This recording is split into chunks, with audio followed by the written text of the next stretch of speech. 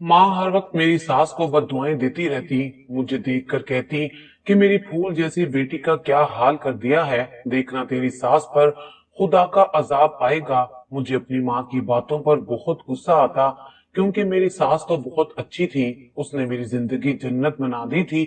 मैं तो पहले से भी ज्यादा खूबसूरत हो गई थी। मेरी सास मुझे हर हफ्ते बाजार ले जाती और हजारों रुपए की शॉपिंग करवाती।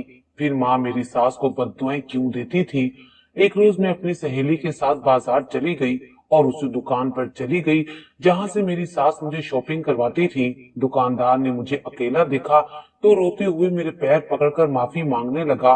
कहने लगा, मुझे माफ कर दो, तुम मेरी बेटी जैसी हो। मैंने तुम्हारे साथ जो भी किया तुम्हारी सास के कहने पर किया था, क्योंकि वो मुझे इस काम के पैसे देती थी। दुकानदार के कहने पर मैंने कमीज उठाकर देखा तो मेरी जान निकल गई, क्योंकि सास ने तो मेरा नाम कमल है। जब से मेरा रिश्ता एक बहुत ही अमीर घराने में तय हुआ था, मेरे खानदान की सभी लड़कियां मुझसे जेलिस होने लगी थी कि ये सब बस 4 दिन की चांदनी है और फिर अंधेरी रात। आज भी जब मैं नीले रंग का महंगा तरीन जोड़ा पहनकर अपनी गोरी गोरी खूबसूरत कलाइयों में चूड़ियां चढ़ा रही थी, तो मेरी फुप्पो की बेटी अनीला चली आई और मुझे देखकर कहने लगी, लगता है आज फिर तुम्हें तुम्हारी सास बाजार लेकर जा रही हैं। उसके लहजे में ऐसी चुभन थी कि मुझे हंसी आने लगी। मेरी सास मुझे बाजार ले जा रही है, लेकिन इसमें इतना जलने वाली क्या बात है? मेरी बात सुनकर अनीला कहने लगी कि तुम्हारी सास क्यों तुम्हें हर हफ्ते शॉपिंग करवाने के लिए कराची के बहुत बड़े बाजार में ले जाती हैं? हमारे शहर हैदराबाद में क्या बाजारों की कमी हो गई है जो तुम्हें शॉपिंग के लिए कराची जाना पड़ता है? मैं जान गई थी कि अनीला हसद की आग में जल रही है, इसीलिए मैं जोर से हंसी और कहा कि उनका पैसा है, उनकी मर्जी। मेरी सास अपनी बड़ी सी गाड़ी में मुझे कराची ले जाती थी, मुझे पूरा कराची घुमाती और खुद ही महंगी महंगी शॉपिंग करवाती और फिर वहां की सबसे मशहूर बर्गर वाली शॉप से मुझे बर्गर भी खिलाती। तो मुझे भला क्या एतराज हो सकता है?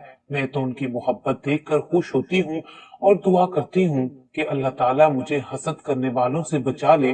मेरे जुमलों की तपिश ने अनीला को जलाकर राख कर दिया और वो जिस तरह आई थी उसी तरह वापस लौट गई और मैं गुनगुनाते हुए एक बार फिर खुद को आईने में देखने लगी। ये जोड़ा भी मुझे मेरी सास ने ही दिलाया था, जो बहुत ज्यादा महंगा था और मुझ पर बहुत खूबसूरत लग रहा था। मैं तैयार होकर कमरे से निकली तो मेरी सास मुझे लेने के लिए आ चुकी थी। मैंने उन्हें सलाम किया तो वो मुझे ढेरों दुआएं देने लगी। अभी तो मैं रुखसत होकर उनके घर भी नहीं गई थी और वो मुझसे इस कदर मोहब्बत करने लगी थी, मैं खुद हैरान रह जाती। मेरी सास कहने लगी, चलो कमल, ड्राइवर इंतजार कर रहा है। मैंने अपनी अम्मा को इजाजत तलब नजरों से देखा तो उनके चेहरे का रंग उतरा हुआ सा महसूस हुआ। उन्होंने मरी मरी आवाज में मुझे इजाजत दे दी और मैं अपनी सास के साथ बाहर निकल आई। कुछ देर में हम कराची के बहुत बड़े बाजार में पहुंच चुके थे। शॉपिंग के नाम पर मैं इस कदर खुश हो जाया करती थी कि मुझे अपनी माँ का उतरा हुआ चेहरा और बदला हुआ लहजा भी महसूस नहीं होता था। हमेशा की तरह इस दफा भी मेरी सास ने मुझे बहुत ही महंगे और कीमती कपड़े दिलवाए।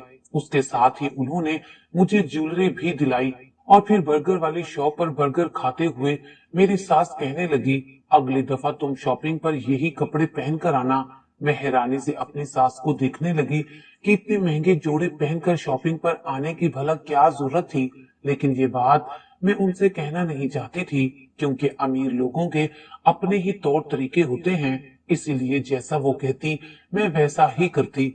वो खुद भी बहुत ज्यादा मॉडर्न थी और बहुत तैयार होकर ही शॉपिंग के लिए निकला करती थी। शॉपिंग से फारिग होने के बाद मेरी सास मुझे कराची का मशहूर बर्गर खिलाया करती थी, क्योंकि उन्हें खुद भी बर्गर खाना बहुत पसंद था।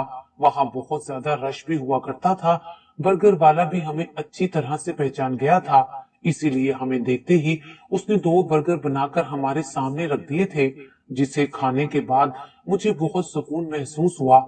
मैं बहुत ज्यादा थक भी चुकी थी। बर्गर खाने के बाद मेरी सास कहने लगी, चलो काफी देर हो गई है, अब घर के लिए निकलते हैं।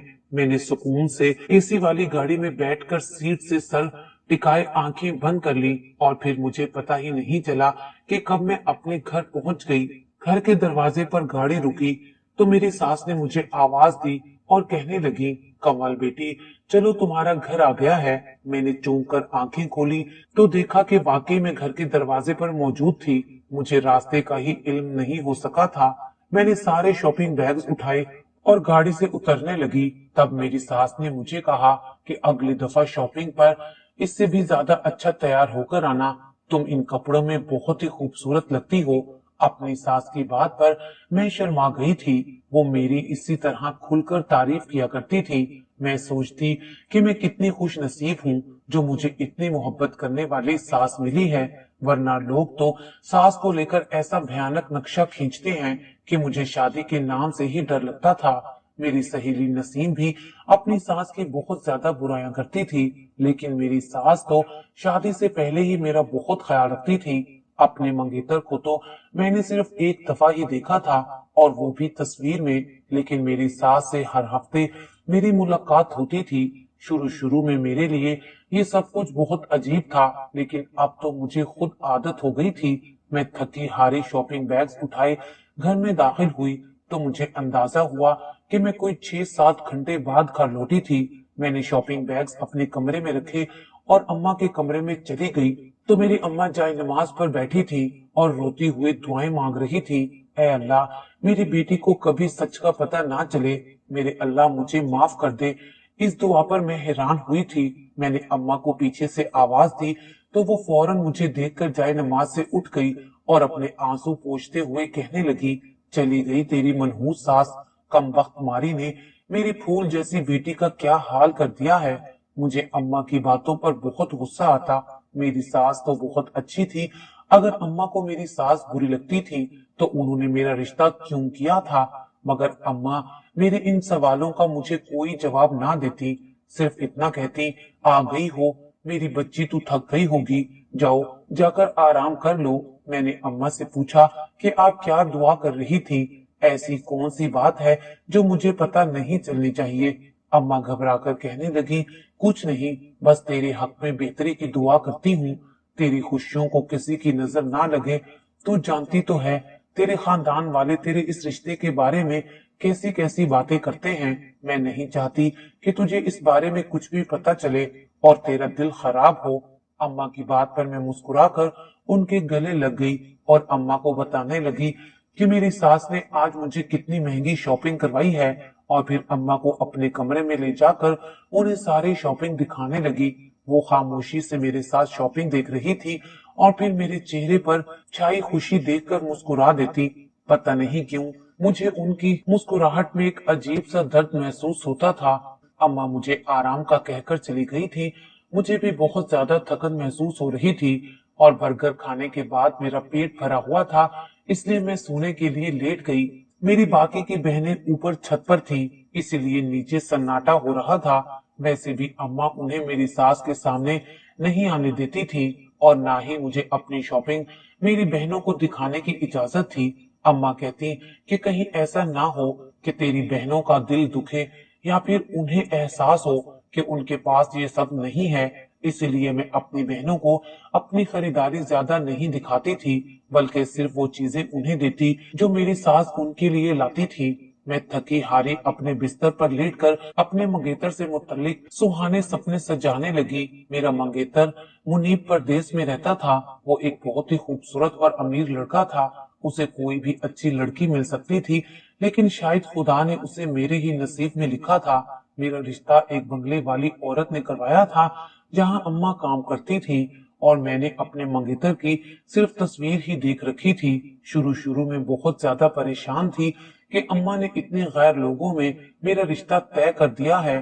पता नहीं वो कैसे लोग होंगे, लेकिन मेरी पहली मुलाकात अपनी सास से हुई तो उनका मिजाज और मोहब्बत भरा रवैया देखकर मैं दंग रह गई थी। हमारे घर के हालात बिल्कुल भी अच्छे नहीं थे, क्योंकि अब्बा के इंतकाल के बाद मेरी बेवा माँ लोगों के घरों में काम करके गुजारा करती थी और हम 5 बहनें थीं।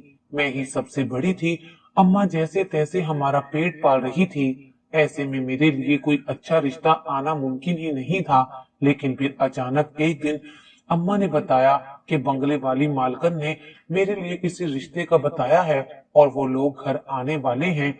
तो मुझे लगा शायद उनके पास काम करने वाले किसी मुलाजिम का रिश्ता होगा, लेकिन जब बड़ी सी काले रंग की गाड़ी हमारे दरवाजे पर आकर रुकी और लड़के की माँ यानी कि मेरी सास उतरकर हमारे घर में दाखिल हुई, तो मैं उन्हें देखकर हैरान रह गई। उन्हें देखकर ऐसे मालूम होता था कि वो किसी रईस खानदान से ताल्लुक रखती हैं। मुझे देखते ही उन्होंने मेरे हाथ पर हजार हजार के कई नोट रख दिए और रिश्ता पक्का कर दिया। मैं तो अपनी किस्मत पर यकीन ही नहीं कर पा रही थी। अम्मा की आंखों में भी आंसू थे। अम्मा ने मुझे सीने से लगाया और कहने लगी, मैंने ये फैसला हम सबके हक में लिया है। तू कभी अपनी माँ से गिला ना रखना और हमेशा खुश रहना।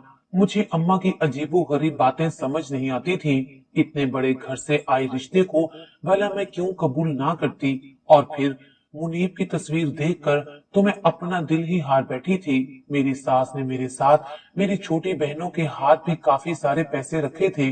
वो मुझे जब भी शॉपिंग करवाने के लिए ले जाती तो मेरी छोटी बहनों के लिए भी कुछ न कुछ दिलवाया करती थी। सच कहूँ तो इस रिश्ते ने हमारे घर के हालात ही बदल दिए थे। अब तो अम्मा ने दूसरों के घरों पर जाकर काम करना भी खत्म कर दिया था। मेरी सास ही हमारे घर इतना कुछ ले आती थी कि अम्मा को काम की जरूरत ही नहीं रहती थी। मगर मुझे इस बात की आज तक समझ नहीं आई थी कि मेरी माँ ने मेरी सास के बेटे से मेरा रिश्ता तय कर दिया और दूसरी तरफ वो मेरी सास को क्यों बुरा भला कहती और क्यों उन्हें बद्दुआएं देती थी। यही सोचते सोचते ही मुझे नींद आ गई थी और सुबह ही मेरी आंख उस वक्त खुली जब मेरे कॉलेज जाने का वक्त हो गया था। ऐसे तो मैंने 10वीं करके तालीम छोड़ दी थी, लेकिन जब से मेरा रिश्ता हुआ था मेरी सास ने मुझे पढ़ाई के लिए मजबूर कर दिया था।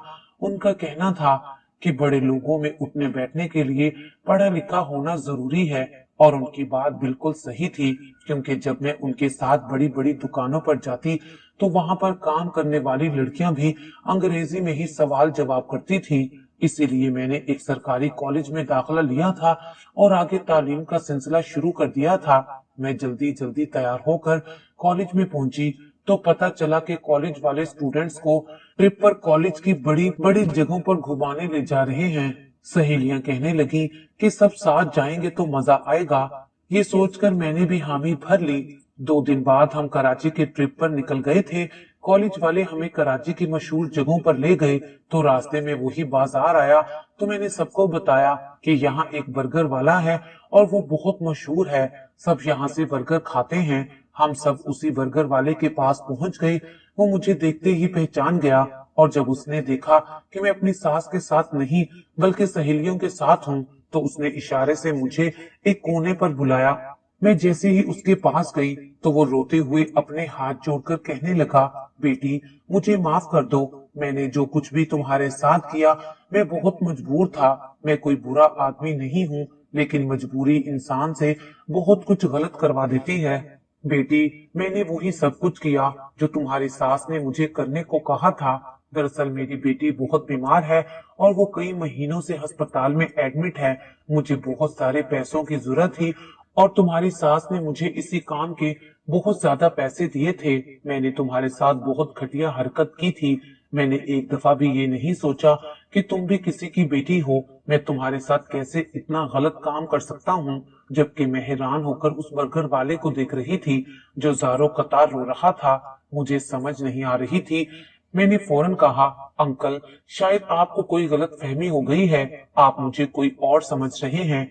मैं और मेरी सास तो हफ्ते वाले दिन आपसे बर्गर खाने के लिए आते हैं। बर्गर वाला कहने लगा, बेटी तुम बहुत मासूम हो, तुम्हें नहीं मालूम कि तुम्हारी सास कैसी औरत है। उसने मुझे बहुत सारे पैसे दिए और कहा कि मैं तुम्हारे बर्गर में नशे की दवा मिला दूं, इसीलिए हर हफ्ते मैं तुम्हें बर्गर में नशे की दवा मिलाकर खिलाया करता था। मैं अपनी बेटी के इलाज को लेकर खुद गर्ज हो चुका था, लेकिन सच तो ये है कि जब से मैंने तुम्हारे साथ ये हरकत शुरू की है मेरी बेटी की तबीयत मजीद खराब होती चली गई है।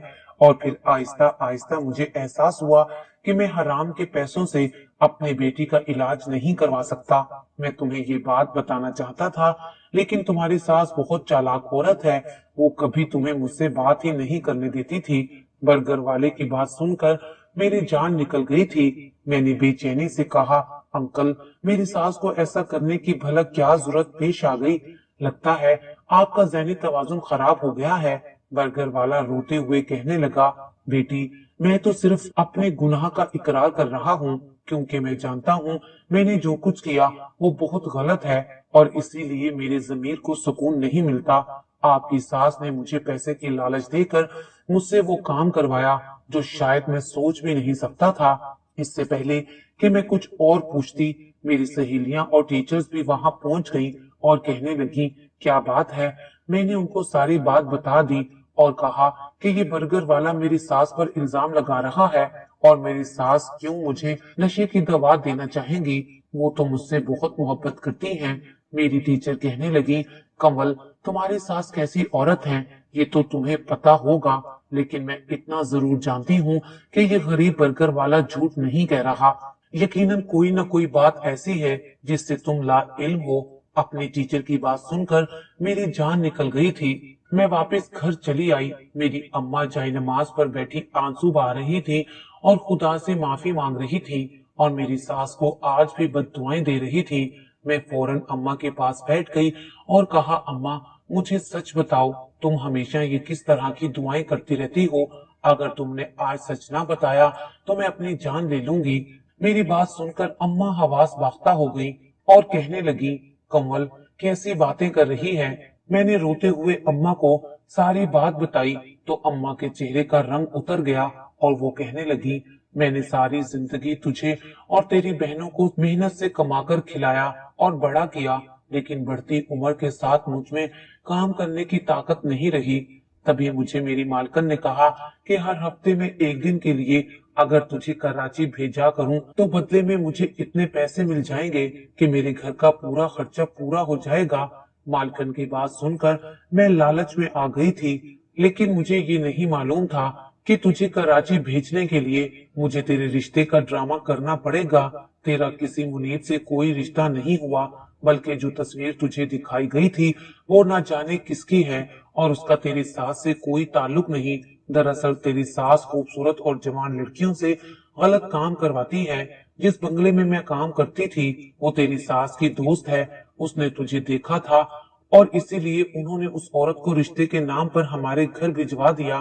तेरी खूबसूरती देखकर वो औरत मुंह मांगे दाम देने को तैयार हो गई थी। मैं सोचने लगी थी, एक तुझे कुर्बान करके मेरी बाकी बेटियों का मुस्तकबिल संवर जाएगा, लेकिन जब हर हफ्ते तू नोट लेकर घर आती तो मेरा दिल कटने लगता और मुझे एहसास होता कि मैंने अपनी सकी बेटी के साथ कितना बड़ा गलत काम किया है। एक दिन मैंने मालकन से ये सब खत्म करने को कहा तो वो कहने लगी, अब कुछ नहीं हो सकता। ज्यादा होशियारी की तो मैं सारी हकीकत तेरी बेटी को बता दूंगी कि तेरी अम्मा ने खुद तुझे बेचा है, इसीलिए मैं हर वक्त उस औरत को बद्दुआएं देती। मुझे डर था कि जिस दिन तुझे सच पता चलेगा तू मुझसे नफरत करने लगेगी, इसीलिए मैं खुदा से दुआ मांगती कि तुझे कभी सच पता ना चले।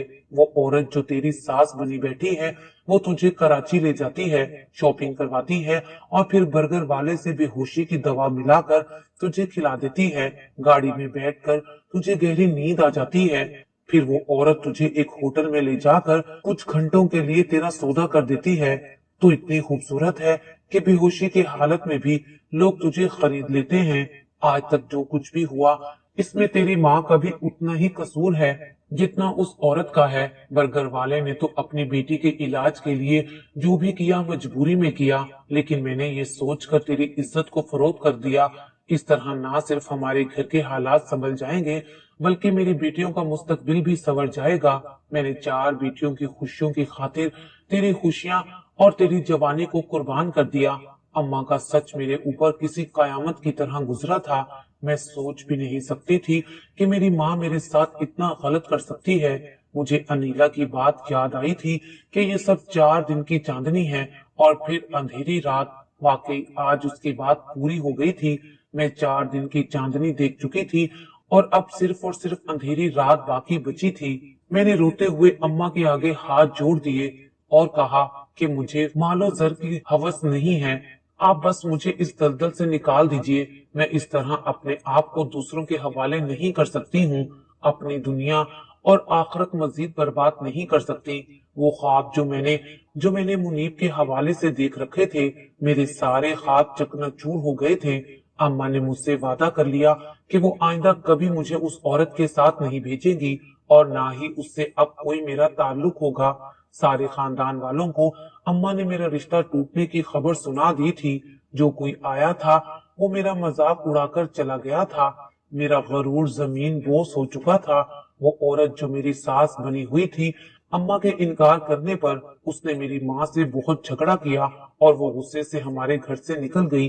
2 دن بعد ہمیں پتا چلا تھا کہ اس عورت کا تیز کار چلانے کی وجہ سے ایکسیڈنٹ ہو گیا تھا اور وہ اسی وقت مر گئی تھی۔ اماں ہمیں لے کر دوسرے شہر آ گئی تھی۔ آج اس بات کو کئی سال گزر گئے ہیں۔ ہم سب بہنوں کی شادیاں ہو گئی ہیں، اماں وفات پا گئی ہیں اور میں اپنے شوہر کے ساتھ خوش ہوں۔ میرے شوہر کو میری پچھلی زندگی کے بارے میں کچھ پتا نہیں ہے، مگر میں جب بھی اپنے ماضی کو یاد کرتی ہوں تو میرا دل کانپ سا جاتا ہے کہ اگر اس دن برگر والا مجھے حقیقت نہ بتاتا تو کیا میری ساری زندگی اسی طرح گناہوں میں گزر جاتی، اور مرنے کے بعد میں اپنے اللہ تعالیٰ کو کیا جواب دیتی۔